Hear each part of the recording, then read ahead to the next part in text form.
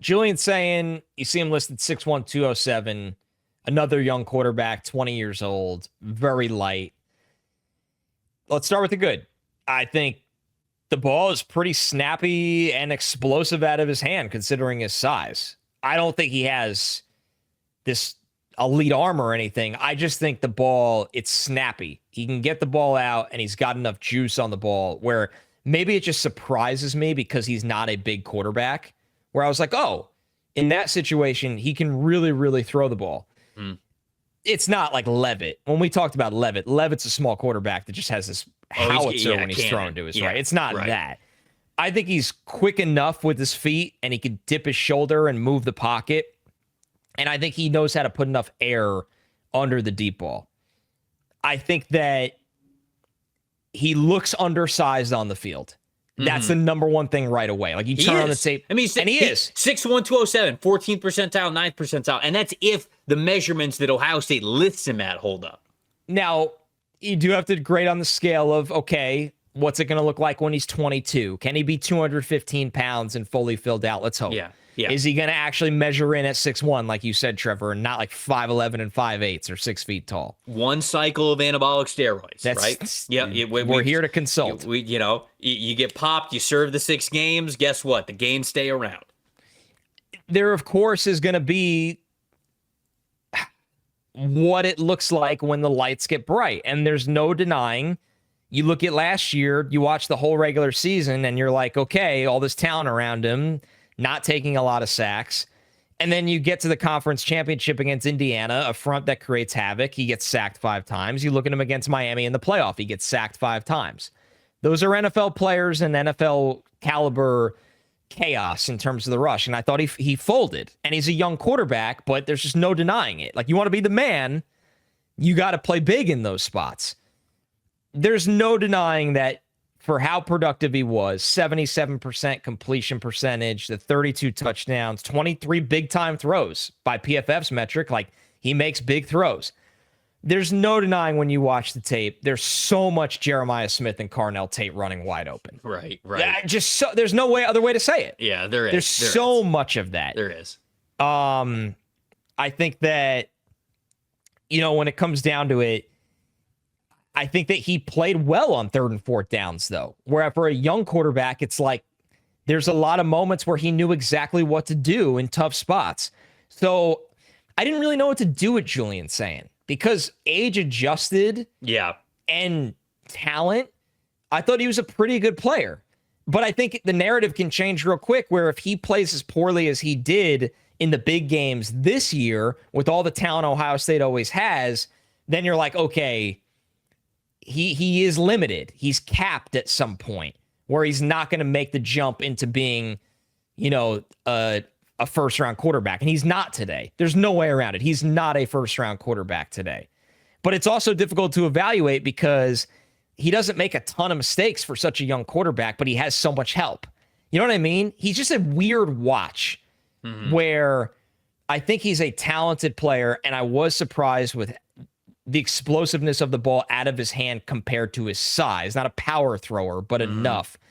But I didn't see upper echelon traits yet, combined with the fact that I thought he struggled in big spots. Folks, if this is your first time around summer scouting, first time around the NFL Stock Exchange, and you're not subscribed to the program, we would love for you to be a part of the Addicts. We're going to go through every single position that we possibly can throughout the next couple of months before college football and NFL season gets kicked off, and we're going to get you ready as much as we possibly can. So if you guys have seen anything that we've done before, or if this is your first time watching an NFL Stock Exchange show and you have enjoyed it, we would love for you to be subscribed. It's a free and easy way to support what we're doing here on the show, and we promise we will have you as ready as humanly possible for the 2027 NFL Draft when the NFL season and college football season get kicked off. Sayin has to put a good amount of his body into throws where he needs to ramp up the RPMs to get over the middle of the field or deliver the ball deep. But when he puts his full body into throws, it doesn't really affect the accuracy that much. Right. Like a lot of guys, that's the worry, right? With a lot of these smaller quarterbacks, is you go, you got to put a lot more body into your throws, and that's really where the inconsistencies and the accuracy starts to get shaky.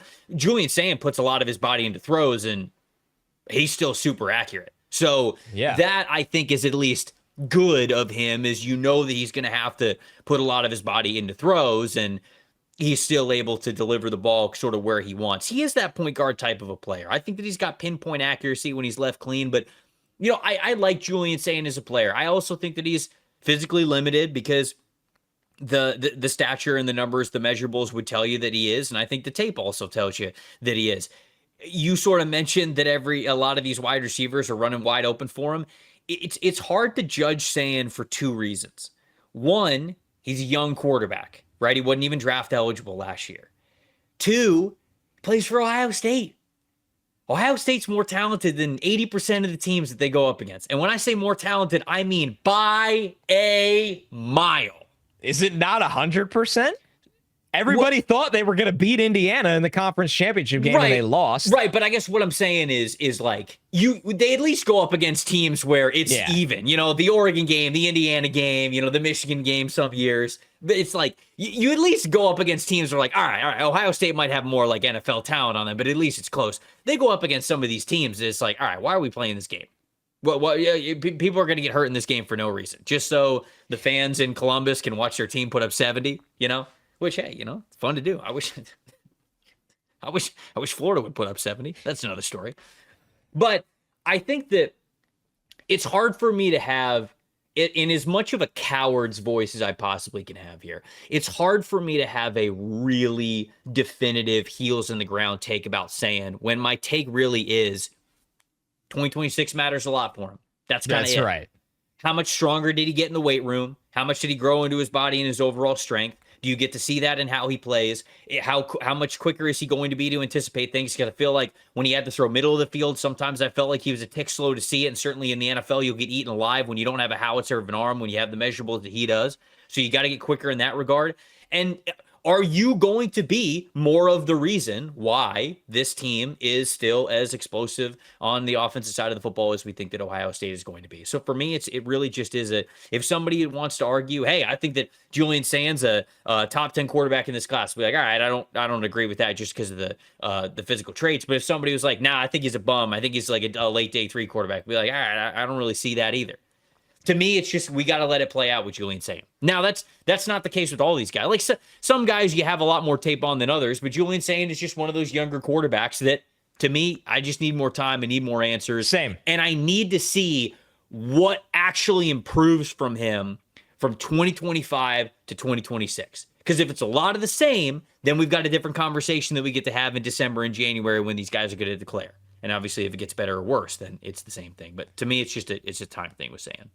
Same, clearly.